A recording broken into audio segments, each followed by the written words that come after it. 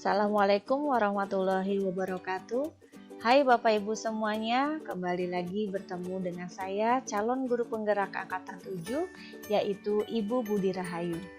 Sebelumnya saya berterima kasih kepada fasilitator yaitu Ibu Kristanti Sri Purwanti dan pengajar praktek kami yaitu Ibu Helwia.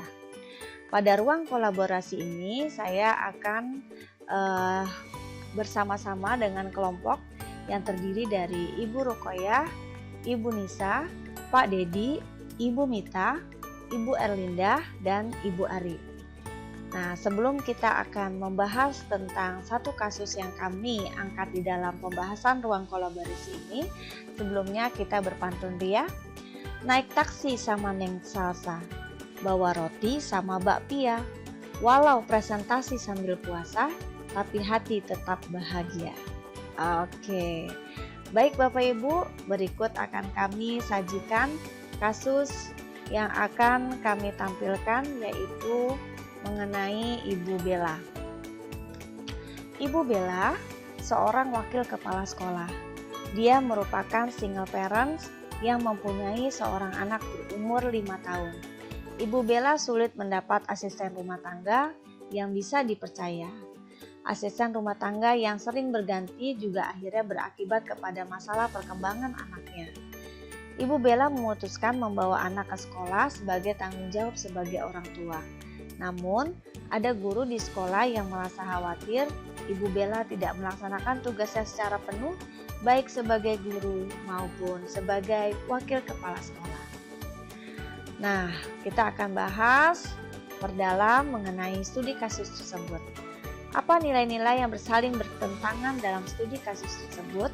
Di sini kami menilai ada paradigma keadilan lawan rasa kasihan dan paradigma individu lawan kelompok.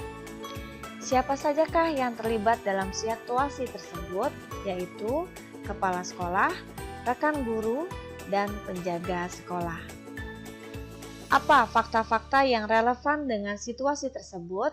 Yaitu rekan guru merasa terganggu dengan adanya anak kecil yang dibawa ke sekolah. Yang kedua, Ibu Bella terganggu fokusnya dalam mengajar di kelas. Yang ketiga, Ibu Bella membawa anaknya ke sekolah karena bentuk rasa kasih sayang dan tanggung jawabnya terhadap anaknya.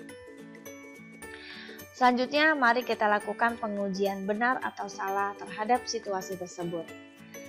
Apakah ada aspek pelanggaran hukum dalam situasi tersebut? Ini yang disebut dengan uji legal. Apakah ada pelanggaran peraturan atau kode etik profesi dalam kasus tersebut yang disebut dengan uji regulasi? Berdasarkan perasaan dan intuisi Anda, apakah ada yang salah dalam situasi ini? Nah, pengujian benar atau salah terhadap situasi tersebut diantaranya yaitu benar jika kepala sekolah tidak membolehkan Ibu Bella membawa anaknya ke sekolah karena hal tersebut sesuai dengan aturan demi kenyamanan dan kelancaran dalam proses pembelajaran. Namun benar juga jika kepala sekolah memberikan izin kepada Ibu Bella untuk membawa anaknya ke sekolah karena mempertimbangkan rasa kasihan dan peduli terhadap sesama. Apakah ada aspek pelanggaran hukum dalam situasi tersebut? Dan tidak ada. Mengenai pelanggaran terhadap kode etik, dan di sini ternyata ada, yaitu pelanggaran salah satu dari kode etik guru di Indonesia. Selanjutnya, apakah ada yang diputuskan oleh panutan atau idola? Di sini untuk uji panutan atau idola kemungkinan akan mengambil keputusan dengan prinsip berpikir berbasis peduli. Karena sebagai guru dan orang tua, Ibu Bella memiliki tanggung jawab yang sama-sama besar. Berdasarkan perasaan dan intuisi Anda, apakah ada yang salah dalam situasi Ibu Bella? Nah, dalam kasus Ibu Bella, berdasarkan perasaan dan intuisi adalah sudah benar. Karena keputusan itu sudah dimusyawarahkan dengan semua guru dan hasil keputusan diambil sudah bisa menjadi solusi dari permasalahan yang ada. Selanjutnya adalah mengenai uji publikasi. Apa yang Anda rasakan bila keputusan Anda dipublikasikan di media cetak atau elektronik maupun viral di media sosial? Apakah Anda merasa nyaman? Nah, kasus Ibu Bella tersebut awalnya memang menjadi perbincangan yang dibicarakan untuk dikonsumsi rekan sejawat.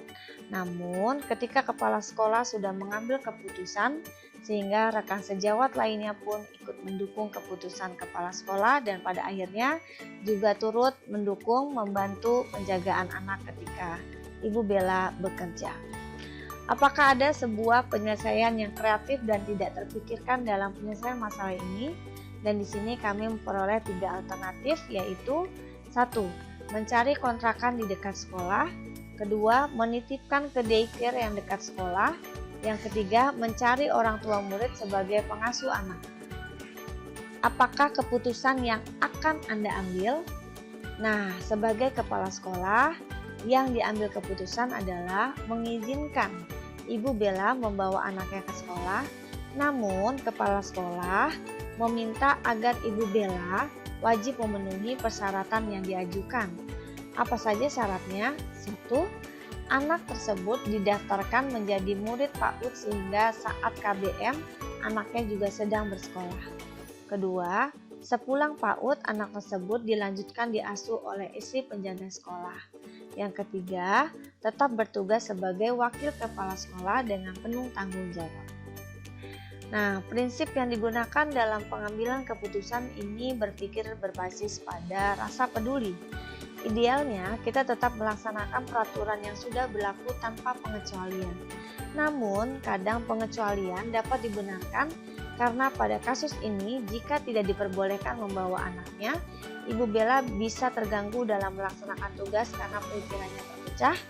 Dan pada kasus ini, Ibu Bella berusaha melaksanakan kewajiban baik sebagai orang tua maupun sebagai guru di sekolah. Nah, untuk daftar checklist tugas kolaborasi, insya Allah di sini untuk poin 1, 2, 3, 4, 5, 6, 7, dan 8 sudah memenuhi dari standar untuk 9 langkah pemecahan masalah. Nah, adapun dari ruang kolaborasi yang dilakukan, ada 3 umpan balik yang diperoleh. Yang pertama, umpan balik mengenai langkah-langkah atau prosedur seperti apa yang dilakukan oleh kepala sekolah dalam pengambilan keputusan studi kasus Ibu Bella. Di sini kami menjawab bahwa kepala sekolah mengumpulkan dulu bertahap, pertama dari pihak manajemen, kemudian dari semua guru untuk bermusyawarah mufakat sehingga mengumpulkan datanya secara akurat dan mengambil keputusannya pun secara mufakat. Umpan balik yang kedua, apakah ada sanksi ketika Ibu Bella melanggar kode etik? Nah, di studi kasus yang terjadi pada Ibu Bella, ini memang melanggar kode etik.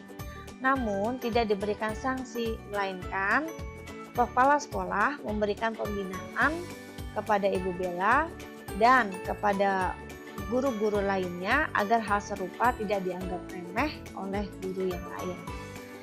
Oke, dan di sini kami memperoleh juga umpan balik. Penampilan presentasi kami sudah memenuhi standar, bagus dan menggambarkan bahwasanya pengambilan keputusan berdasarkan nilai kebajikan, yaitu 4 paradigma, 3 prinsip, dan 9 langkah pengujian pengambilan keputusan. Baik Bapak Ibu, kami tutup dengan pantun juga, yaitu anak abah namanya Hasan, besok lusa mau ujian, jangan gegabah ambil keputusan, lakukan dulu langkah pengujian.